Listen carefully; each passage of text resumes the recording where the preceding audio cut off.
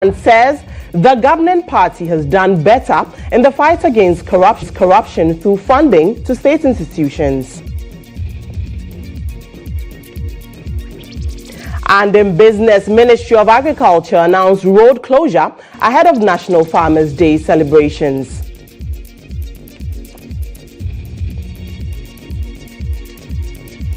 We have these and many more making up the 60 minutes of the bulletin. You'd want to stay with us.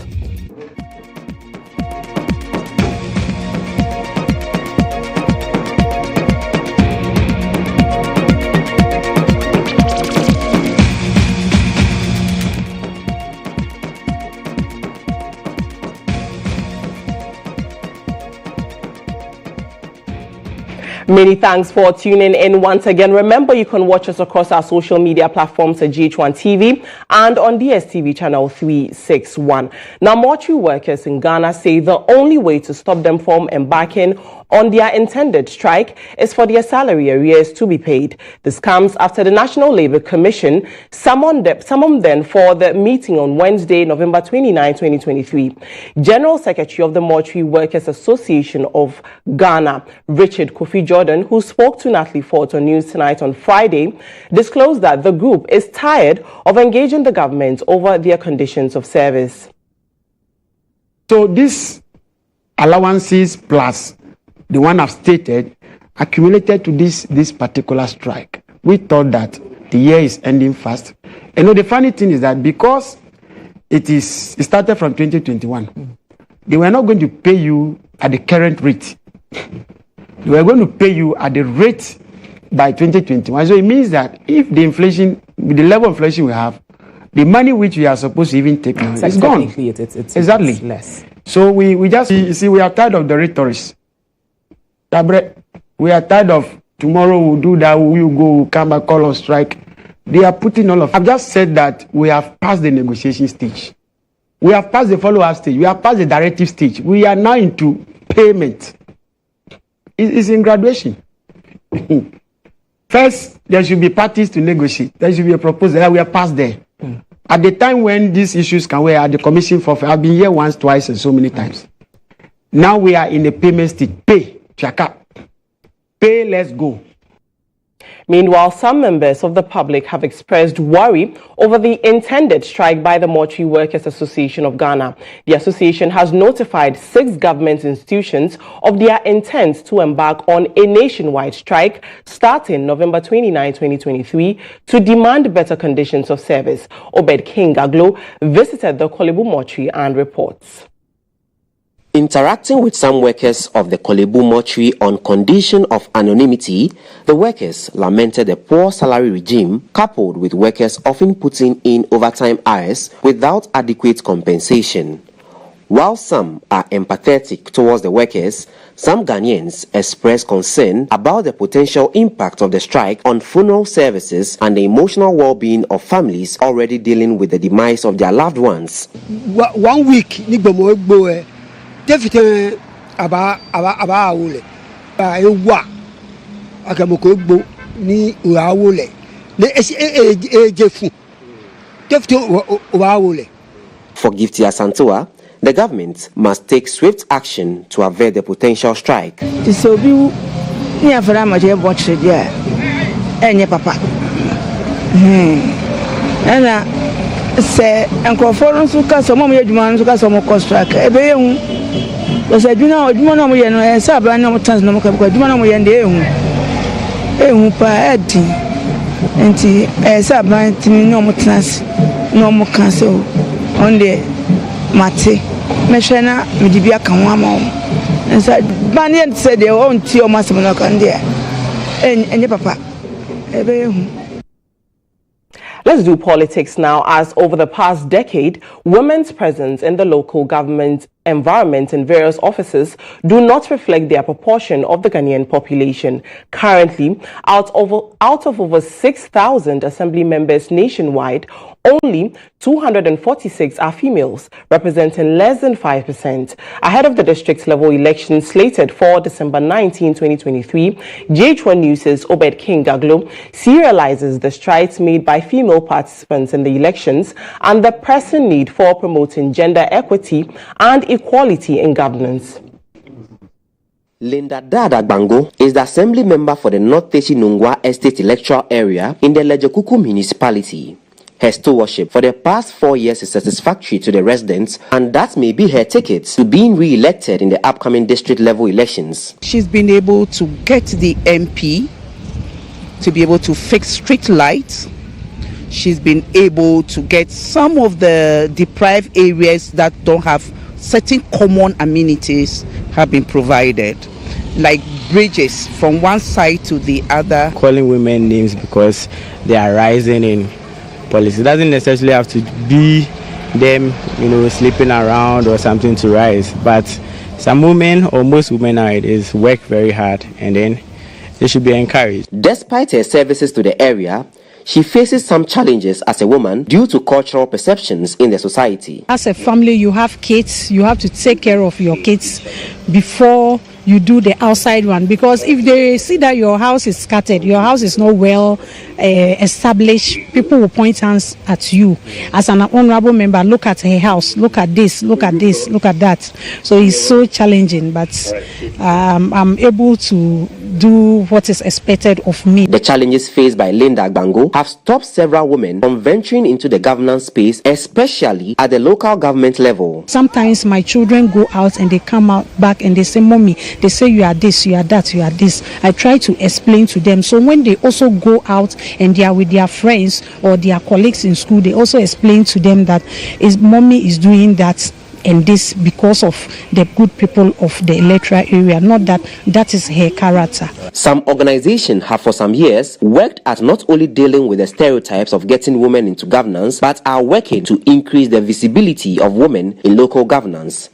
One such organization is the Alliance for Women in Media Africa. The organization is advocating for capacity building as a tool to increase the visibility of women in governance. Shamima Muslim is the convener of the Alliance for Women in Media Africa. I think that is the media that would tell the case of these women candidates. It's the media that should educate and deepen the citizens' knowledge and awareness about the importance of inclusive participation to the sustenance of our democracy. So we must tell the complex story of the role women play to keep the fabric of our society together. We must give these women opportunities to also tell their stories. And when we are telling these stories, the media must be more gender sensitive in its reportage of women candidates so that we don't further entrench negative stereotypes against women candidates. According to her, supporting women in politics is not just about meeting quotas, but about recognizing the potential women bring to the table. In all fairness, of course, we want competency, because we want people who take decisions about our collective life and welfare to be competent enough to take those decisions. And if we were even dealing with competency, we would put more women in positions of leadership. You and I will put more, if the basic question was about competence, multitasking, managing scarce resources, taking priority decisions for the best interest of the family, we will put more women. This year's district level elections will be held on December 19, 2023 across all 261 districts in the country to elect assembly members and unit committee members.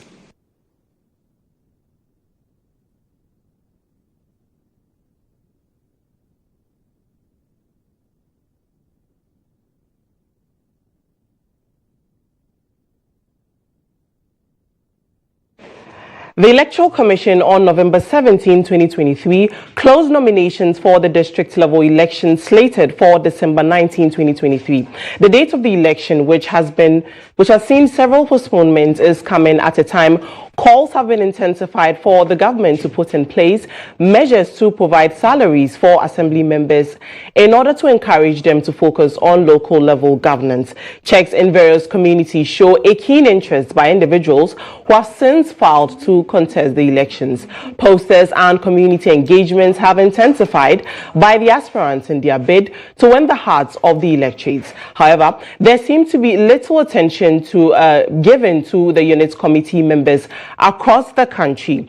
Tonight, we have some aspirants of the district level elections with us in the studio to discuss the road to the district level elections. I have in studio with me Mohammed Awal, who is the assembly member aspirant for Pig Farm electoral area, Amina Isa, who is also the assemblywoman aspirant for Bawe West electoral area, and Nana Kwesi Asante Jr., the assembly member aspirant for Akwasa electoral area. Good evening, many thanks for joining us, lady and gentlemen. Good evening. Right, first of all, I'll start with the lady, if you don't mind, ladies first. Okay. How is the campaign going? We have less than a month before the elections are conducted. Yeah.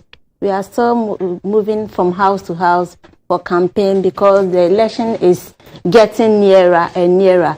So we are moving from houses to introduce ourselves to the members so that when it gets to 19th December, when they get to the polling centers, they can vote for us and we can develop our electoral area. What has been your main campaign message, and what is the most pressing need of residents from Bawe? Okay, when we were moving from house to houses, that my campaign messages is when we look at Bawe West electoral area, we have security problems around that area. So with my lobbying skills and the residents association in that area, we are going to create watchdogs in that area, and at least twice a week there will be a police patrol in that area, and I think that that issues will be solved. Right, I'll come to you shortly, Amina, but let's go to Nana Kwesi Asante Jr. How has the campaign been so far? Yes, so far so good. We are on it. I mean, right now we are wrapping up as the days go by. The election is the 19th of December, and so we are finalizing our rounds and strategies towards the election. Tell us a little bit for people who don't know Akwasa. What is the most pressing need of residents in that area? Yes, so Akwasa electoral area comprises from broadcasting in the Gasouth Municipal Assembly. So it starts from broadcasting all the way to Sampa Valley. And one of the issues in our electoral area has gotten to do basically with our roads infrastructure, and then also some water, and then also we also have security issues. And so those are some of the issues that we are looking forward to welcoming, and then also looking for solutions in that regard. Right, Mohammed Awal, Pig Farm is just close to us here. How is the campaign going? Our campaign so far so good. I would say it's been fruitful so far, so we are still on it. What is the key message you have been preaching to the residents? Key messages has to do with security, developmental issues, and most importantly, that's the social amenities of the communities. So they've emphasized to me as to their needs if I become the assembly member for the area come 19th December, which I know inshallah it will come to pass. So I've also earmarked most of the projects, which is the drainage system of the area is very poor currently. And through my lobbying skills, which I know I can lobby to get most of these things done within maybe first, second year of my leadership. And I know it's going to happen. Right, I know that currently assembly members are not being paid. You don't get any salary whatsoever. Correct me if I'm wrong. Yeah. Why then do you feel the need to become, if you're elected, become assemblymen and women? If you can go first, my lady. Okay, thank you. Okay, with me, with my lobbying skills, and if I'm elected into power, I'm going to work with the let me say the residents associations in my area and the members, because In my electoral area, I'm in good terms with everyone in that area. So when I'm to call them so that we work together, I'm sure that they will all gather themselves and come out so that we work together for development in that area. But I'm asking, I don't think you've answered my question. I want to know, what is the motivation behind you contesting for this position? Because it doesn't come with any monetary allowances. Yeah. Right. Mohammed? Yeah, well, you know, being an assembly member, it has to do with passion. And my passion has to do with how to support people around my area. And it has been my, I think that's my hallmark, as supporting the people in my area. So basically, I'm not thinking about what dividend will come out from it, because it has been something that I've been doing all this while. So that's the main reason why I took it upon myself that I need to contest this time around and lead the people in my electoral area. Nana, let me come to you. Over the years, there's been some level of apathy when it comes to the response from the public when it comes to the district level elections. Do you think that is changing, looking at your campaign so far in your area? Yes, in fact, the apathy is still there and it's even declining more. There are times you go for campaign and people even demand for stipends. People even tell you they are not going to vote. And there's a lot of issues. And then there's one thing that's got to do with publicity when it comes to district assembly elections. It's not very much publicized, especially through the media and the NC and the likes. It's very low when it comes to patronization. And then also one of the issues has got to do with the date of election. More often than not, we preach about high voter turnout, but you realize that from time again, the date of election has always fallen on a weekday. For instance, this coming election is going to be on the 19th of December, which is a Tuesday. And so if we want higher voter turnout, I believe that it should rather be geared towards the weekend. That's where people have, some luxury of time to participate. But when it happens on the weekday, because of busy schedules, people going to work, that also brings about the apathy and low voter turnout. So I'll encourage our people, our decision makers, to have a look at, the days moving forward. So if it could be on a weekend, it will help us. I'll throw this question to all three of you. Do you think, because we spoke about salary issues earlier, do you think that it's high time assembly members are paid? Well, I think they need to be given some stipend. Pay, yes, once you are working. I think when you look at the local government structure, it entails that you need to support whosoever is, I think, taking in charge of developmental issues within the area. Because when there's a construction that will be coming on in that area, it is the assembly member who will take the contractor around to show him where they are having some difficulties or problems. So as assembly member, I think government will also take into consideration to support them, not to even pay, but in support. I think it would be a nice idea if the government can also consider paying them. But I'll come to you. If currently you're not being paid, that's when you're elected, you not be paid. The core mandate of assembly members in an electoral area is to work with the MMDCs and facilitate development in that area, using the various resources you have at your disposal. Don't you think that the lack of payment sort of affects the work that assembly members are supposed to perform in the community, which is why largely a lot of communities are not seeing the development they need to see? Amina? Yes. It has, to me, when you are elected into power, to me, assembly members have to pay. Because when have to be paid? Yes, they have to be paid. Because when it comes to development issues in that area, the assembly member gets more involved.